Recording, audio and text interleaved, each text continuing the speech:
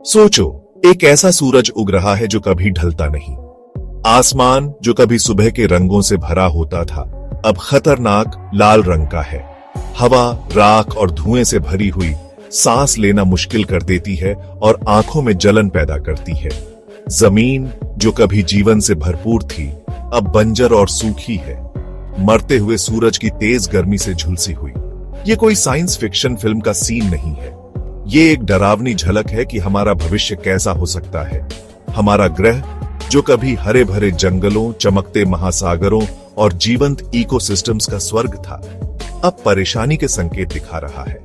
प्रकृति का नाजुक संतुलन जो हजारों सालों से बना है, अब तेजी से बिगड़ रहा है। ग्लेशियर्स बहुत तेजी से पिघल रहे हैं, समुद्र का स्तर भी आज रहा है और एक्सट्रीम वेदर इवेंट्स ज्यादा बार और ज्यादा खतरनाक होते जा रहे हैं। ये अलग अलग घटनाएं नहीं हैं, ये एक खतरे में पड़े ग्रह की चीखें हैं। इस आने वाली तबाही का कारण एक सेलेस्टियल जायंट है, हमारा अपना सूरज।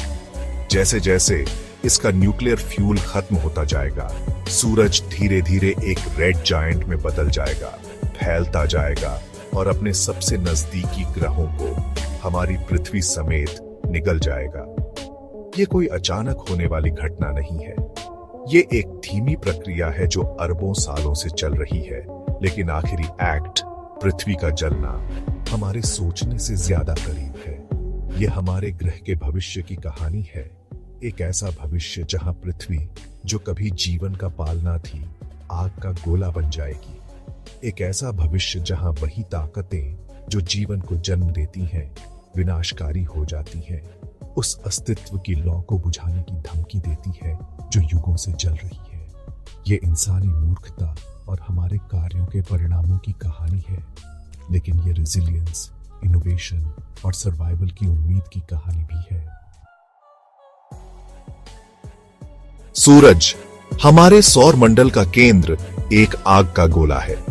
इसके कोर में एक न्यूक्लियर फर्नेस जल रहा है, हाइड्रोजन एटम्स को हीलियम में बदल रहा है और बहुत ज्यादा एनर्जी रिलीज कर रहा है। ये एनर्जी लाइट और हीट के रूप में बाहर निकलती है, जिसने अरबों सालों से पृथ्वी पर जीवन को बनाए रखा है। लेकिन इस जीवनदायी तारे में एक विनाशकारी रहस्य छिपा है। जैसे जैसे सूरज की उम्र बढ़ती है, इसका हाइड्रोजन फ्यूल धीरे धीरे खत्म होता जाता है। जैसे लकड़ी कम होने पर कैंप फायर धीमा हो जाता है, वैसे ही सूरज का कोर सिकुड़ने लगेगा और गर्म होने लगेगा। टेम्परेचर में ये बढ़ोतरी सूरज की आउटर लेयर्स को बाहर की ओर फैला देगी, इसे रेड जायंट में बदल देगी। ये एक्सपेंशन कोई मामूली सूजन नहीं है, ये एक बेरहम विस्तार है जो अपने रास्ते में आने वाली हर चीज को निगल जाएगा। मर्क्यूरी और वीनस, सूरज के सबसे नजदीकी पड़ोसी, सबसे पहले इस बढ़ते हुए आग के गोले का शिकार होंगे और फिर पृथ्वी की बारी आएगी। हालांकि ये विनाशकारी घटना अरबों साल बाद होगी, लेकिन सूरज के ट्रांसफॉर्मेशन के शुरुआती चरण अभी से शुरू हो चुके हैं। सूरज ज्यादा गर्म हो रहा है, इसकी लुमिनोसिटी बढ़ रही है। सोलर रेडिएशन में ये धीरे धीरे बढ़ोतरी हमारे ग्रह पर बहुत ज्यादा असर डालेगी, इससे पहले कि पृथ्वी फैलते हुए सूरज द्वारा निगल ली जाए। अब से 100 साल बाद हमारी पृथ्वी की कल्पना करो। कभी नीला दिखने वाला आसमान अब धूल और धुएं से भरा हुआ पीला दिखता है। महासागर जो कभी जीवन से भरपूर थे, अब पीछे हट गए हैं, विशाल नमक से ढके रेगिस्तान छोड़ गए हैं। हवा कार्बन डाइऑक्साइड और दूसरे ग्रीन हाउस गैसेस से भरी हुई भट्टी की तरह है, हर सांस के साथ फेफड़ों को जलाती है। सोलर रेडिएशन में लगातार वृद्धि ने पृथ्वी के नाजुक इकोसिस्टम्स पर कहर बरपाया है।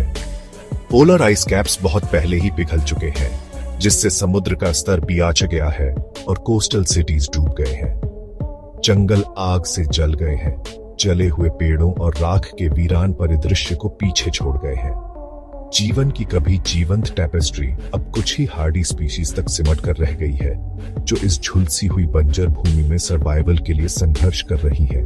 मानव जाति जो कभी इस ग्रह पर डोमिनेंट स्पीसीज थी, अब अकाल, सूखे और एक्सट्रीम वेदर इवेंट्स से तबाह हो चुकी है। बचे हुए कुछ लोग अंडरग्राउंड बंकर्स में छिपे हुए हैं, उनका अस्तित्व एक मरते हुए दुनिया की कठोर वास्तविकताओं के खिलाफ एक निरंतर संघर्ष है। मानो जैसे आने वाला सोलर एपोकलिप्स ही काफी नहीं था, पृथ्वी खुद अपने भाग्य के खिलाफ विद्रोह कर रही है। ग्रह की टेक्टोनिक प्लेट्स नीचे शिफ्टिंग मेंटल के भारी दबाव में एक दूसरे के खिलाफ और ज्यादा हिंसा के साथ रगड़ती है। भूकंप जो कभी बहुत कम आते थे अब आम हो गए हैं, शहरों को उनकी नींव तक हिला देते हैं। ज्वालामुखी जो हजारों सालों से डॉर्मेंट थे फिर से जाग उठे हैं। पिघला हुआ लावा और जहरीली गैसें एटमॉस्फेयर में उगल रहे हैं। हवा जो पहले से ही जंगल की आग से धुएं और राख से भरी हुई है और भी जहरीली हो जाती है। एक घुटन भरा मियाज़मा जो पूरे ग्रह को ढक लेता है। ये जियोलॉजिकल अपहीवल्स केवल सूरज के ट्रांसफॉर्मेशन का साइड इफेक्ट नहीं है, वे पृथ्वी के अपने इंटरनल स्ट्रगल का लक्षण है। जैसे जैसे ग्रह अंदर और बाहर दोनों तरफ से गर्म होता है, इसके इंटरनल सिस्टम्स अस्त व्यस्त हो जाते हैं। वही ताकतें जिन्होंने कभी पृथ्वी को एक रहने योग्य दुनिया में ढाला था अब इसे अलग कर रही हैं।